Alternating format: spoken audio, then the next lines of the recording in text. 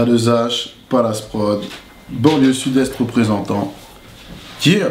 J'aime l'odeur de la cyprine, baiser sur de la G-Funk. La lady devient liquide, je correctionne ses petites seufs. LPHA, Splifton, Valdeman Rider 9-4, zone pavillonnaire, studio de la plage depuis 9-4 dans les 9-4. Méga, Seine-et-Marne, Val-de-Marne, Mécra, pas de grill, pas l'envie de mettre en cage, mécro.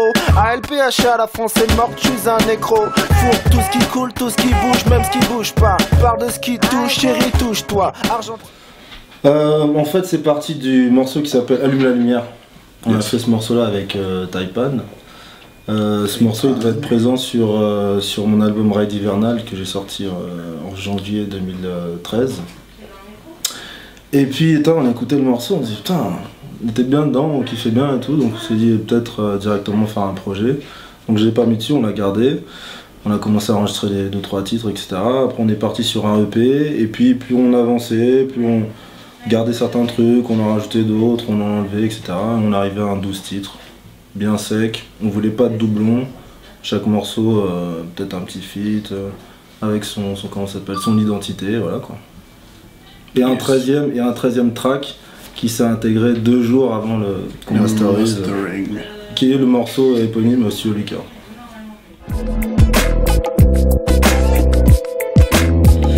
C'est un bon jus à savourer pour l'été, quoi, un truc frais qui te draine, qui te fait du bien au corps, c'est que de l'amour, quoi, finalement.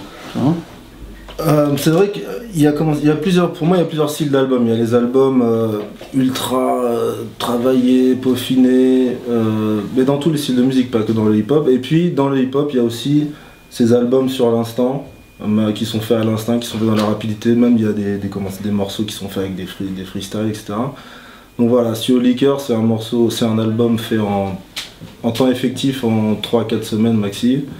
Et voilà, on a voulu aller à l'efficacité le plus rapide, garder la fraîcheur de l'instant, sans trop se prendre la tête à sur-réaliser l'album. Et voilà. Ouais, vachement spontané. C'est un truc spontané.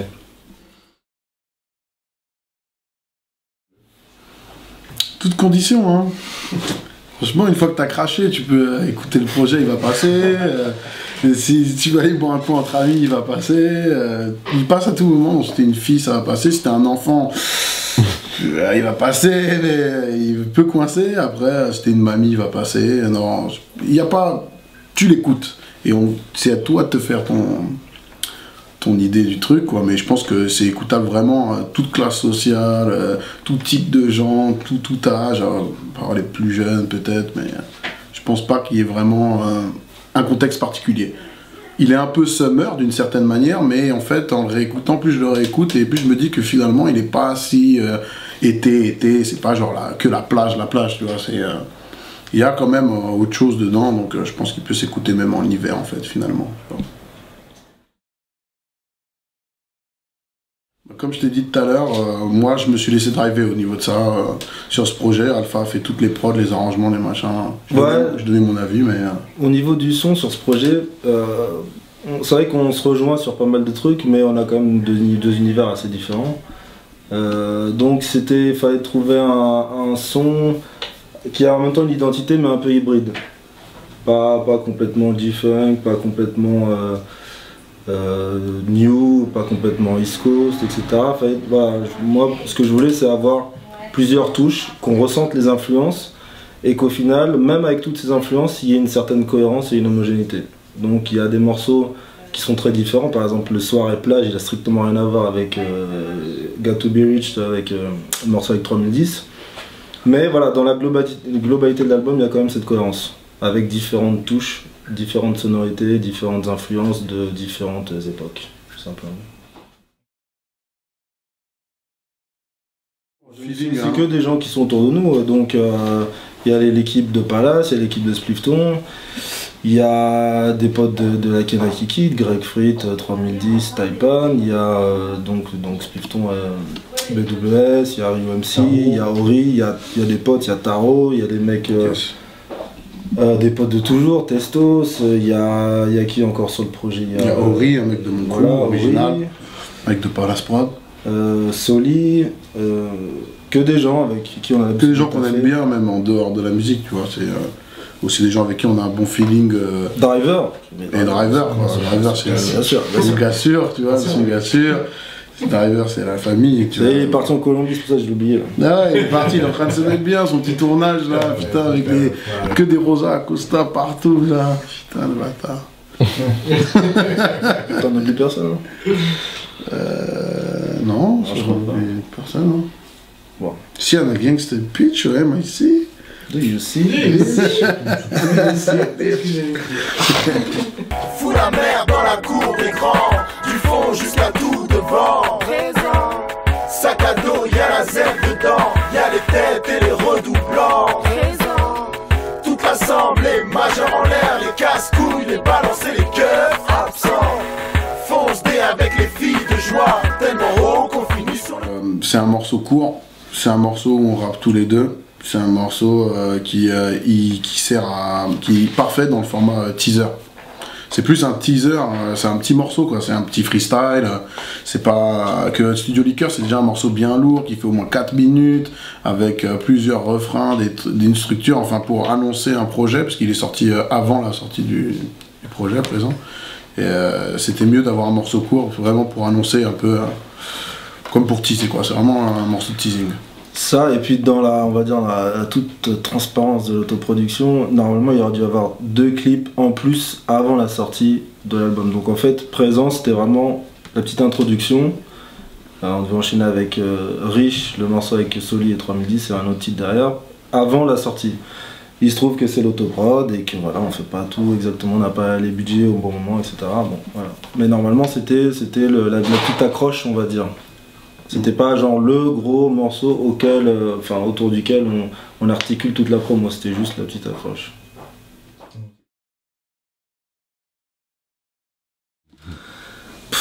Déjà G-Funk, c'est un style, c'est un des styles du hip-hop, mais déjà il y a plusieurs G-Funk de plusieurs époques différentes. Donc on va dire la G-Funk originelle, c'est la G-Funk de Death Row, de Warren G, de Snoop, de 93 à 95, 96. Après t'as la G-Funk de Colonel Seven, Ruthless qui a rien à voir. Après, donc déjà de quel G-Funk on parle? J'ai du mal à répondre à ta question. Je peux t'expliquer comment on fait un beat Ruthless. Ouais, parce que j'en ai fait plein, j'en ai écouté des tartines. Tu mets des clochettes, tu mets un gros clap bien fat de More Bounce pitché. Tu mets une basse, des synthés dans Pagaille, tu mets un bon sample de soul derrière, et puis t'as un Colonel Seven de 93 qui aurait pu être sur l'album d'MC Ren ou de Easy, bon voilà. Mais après ça c'est une G-Funk, si t'en as d'autres, enfin je sais pas, tu peux pas répondre à cette question réellement je pense. Faudrait savoir vraiment de quel son on parle. Comme sur la East Coast, comme sur le son de Miami. Le son de Miami aujourd'hui, qui est l'enfant direct du son de Two Live Crew, etc., machin, n'a plus rien à voir avec ce que faisaient les mecs à l'époque. Pourtant, c'est le même esprit. Et c'est la suite, c'est le Dirty South. Donc, de quel son on parle exactement? C'est ma question. Il va embrouiller le bordel. Alors, c'est pareil. Death Row, regarde, Tupac, il a sorti un album sur Death Row. Pour moi, l'album de Tupac, il a strictement rien à voir en termes de son avec l'album de Chronique de Dr. Dre. Ça n'a rien à voir. Et pourtant c'est classé dans le G-Funk. Et c'est pas du tout la même recette. C'est pas la même chose. L'album de Warren G, il a un son bien spécifique. La G-Funk, tu peux en faire avec des samples ou sans samples.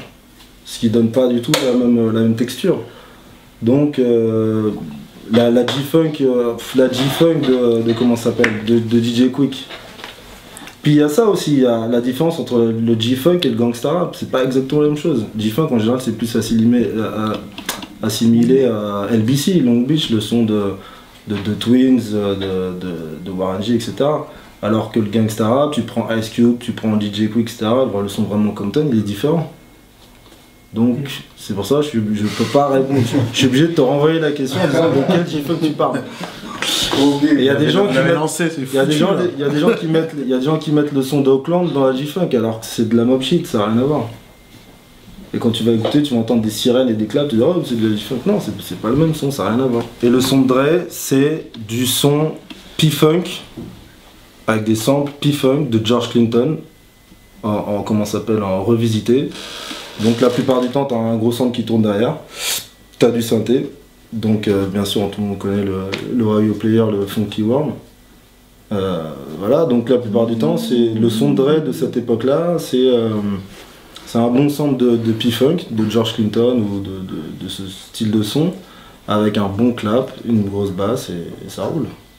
Voilà. Et après, il a changé son son. Et des sons où certaines personnes disent ah ça c'est de la West Coast et tout, mais c'est marrant parce qu'il a mixé, il a pris des trucs de la East Coast, etc. Il a fait une nouvelle sauce. Donc sur cette parade-là, c'est comme ça que je pourrais définir cette musique. Tu vois, moi j'utilisais même pas ce terme il y a 3 ans, j'utilisais pas ce terme, à part quand je faisais du skate, tu vois. Bah, un rider, c'est un mec qui ride, quoi. Tu peux rider tout ce que tu veux, tu peux rider une paire de baskets, une paire de couilles, tu peux rider ce que tu veux, mon pote. Après, rider, quand même, c'est quand même un mec qui est dans sa bagnole à la base, quoi. Tu vois, donc. Si tu peux pas être un rider si tu passes tes journées au TX, tu vois, c'est genre, ça veut dire que t'es un mec d'en bas de chez toi, t'es un rider, t'es un vadrouilleur quand même. Que ce soit sur son skate, dans sa caisse ou quoi, il faut faire un petit bout de chemin, un rider voyage. Un rider prend la route, tu vois. Pour moi, c'est ça. Je visualise le truc comme ça. Si tu te dis rider mais que tu traînes qu'à Paname, fais aller foireuse ta ride, mon frère. Donc voilà, quoi. Enfin, je pense que tout le monde a autant d'inspiration East Coast que West Coast. Peut-être que ça se voit plus la East. Et j'ai l'impression, moi, que les gens sont autant inspirés des deux, quoi. Enfin, des rappeurs de ma génération, en tout cas, tu vois. J'ai pas l'impression qu'ils soient plus Wu-Tang que Snoop, tu vois, mais après, c'est mon point de vue, quoi. Quand j'écoute les scuds des frères ou des potes ou machin, j'entends aussi leur inspiration West Coast. Et après, de gens qui font que de la West Coast, j'en connais pas. Je connais pas cette scène. Moi, je suis entièrement d'accord avec ce que dit A2H. Ça, pour moi, ça c'est vraiment des discussions d'anciens combattants, dans le sens où, déjà, aux États-Unis, ça veut plus rien dire, parce que les États-Unis, ils suivent toujours ce qui fonctionne. Donc aujourd'hui, tu vas à LA, tout le monde écoute ou du Jay-Z ou du Dirty South, déjà, premièrement. Quand c'était les trucs de Snoop, quand Warren G sort son truc, Def Jam, ils sortent Def Jam, justement. Comment ça s'appelait déjà, West Coast Def Jam, bon bref, juste pour sortir Warren G. Donc aux États-Unis, ils suivent la tendance. Celui qui marche, tout le monde le suit, qui vienne de la East, de la West, de machin. Après en France, comme encore une fois c'est une culture importée, chacun choisit son camp. Donc lors de la petite guéguerre East Coast West Coast, bah, chacun a choisi son camp. Et puis donc t'avais ceux qui faisaient de la East Coast, ceux qui faisaient de la West Coast, etc. Et à ce moment-là, il faut quand même rappeler que tous les gros singles du milieu des années 90, c'est que des singles de funk, de West Coast. Tu prends le Mia, tu prends tous les trucs d'Alliance Ethnique, Réciproque, machin, tous les trucs des charts, des gros hits, la formule que les gens faisaient pour faire des hits, c'était une formule West Coast, directement issue du hit de Snoop, de What's My Name, etc.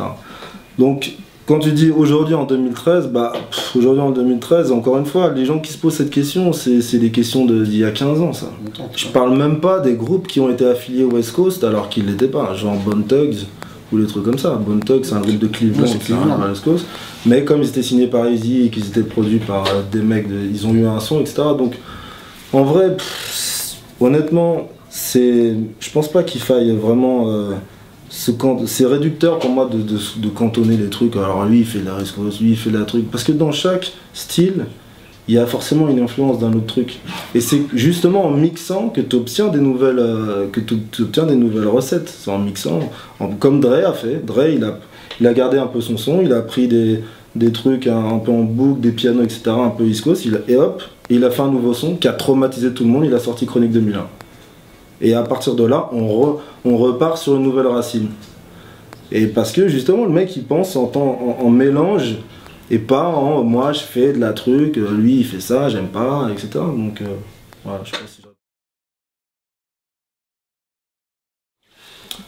honnêtement, je sais pas, plein de choses.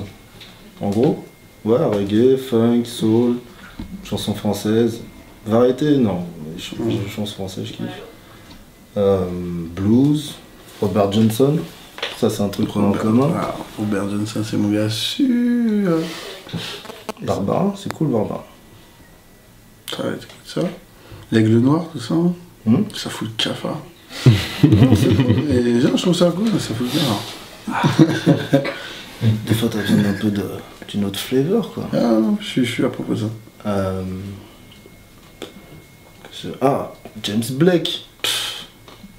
Énorme. On est fort, ce con. Lewis Taylor. Et Blues Crossroad, mec. Marvin. Ouais. Ouais, on écoute un peu de tout, tu vois. Genre, franchement, dans les trucs à citer Alpha, j'écoute quasiment aussi ces trucs-là. Après, UGK.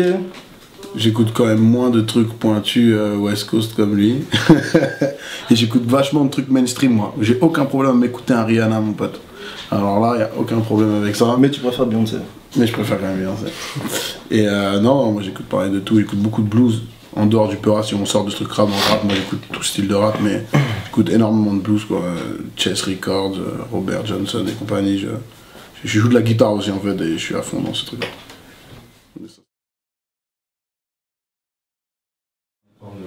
Moi je pense que c'est très personnel, mais c'est Kaya de Bob, parce que c'est un vinyle qui avait la daronne à la baraque, et j'ai écouté ce truc là en boucle, la daronne écoutait ce truc là en boucle, et c'est ce qui m'a mis dedans, quoi. Je pense que j'aurais jamais fait de son sans ce vinyle, quoi. Je m'en suis souvenu il y a pas très longtemps de ça, mais c'est ma daronne qui m'a rappelé ça, et je saignais ça gamin, petit, hein, je te dis, genre quand j'avais, je sais pas, entre 7 et mes 10 ans, et 15, même 7 et mes 13 ans, je crois que j'écoutais que ça, quoi. Kaya, il y avait un vinyle de Peter Tosh aussi, je me souviens, donc je viens vraiment du reggae. C'est vraiment la première musique qui m'a mis une claque. Donc ouais, on va dire Kaya, Bob. Moi pareil, reggae, influence... Ah non, j'ai grandi dans le reggae, donc je dirais Trench Town Mix-Up de Gladiators.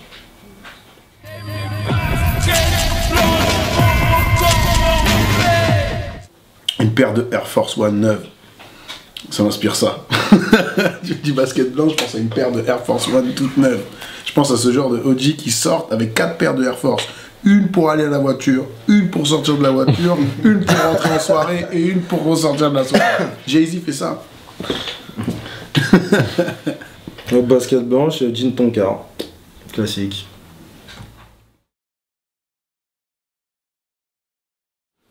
« 26 juin 2013, Glaza, Porte de la Villette, entrée gratuite, concert en plein air, barbecue. Il y aura tous les lowriders des Majestics, 2h30 de show avec tout le monde, Palace, Splifton, A2H, LPHA, basket blanche. Bim! Stéréo kicker, teaser et smoker. On veut savoir c'était quoi la ride, voilà, vous savez. Bah ouais, rider c'est pas facile, mais quelqu'un doit le faire. Stéréo kicker, teaser et smoker, c'est l'heure des salopards speakers. Joue la studio leaker. Stéréo kicker.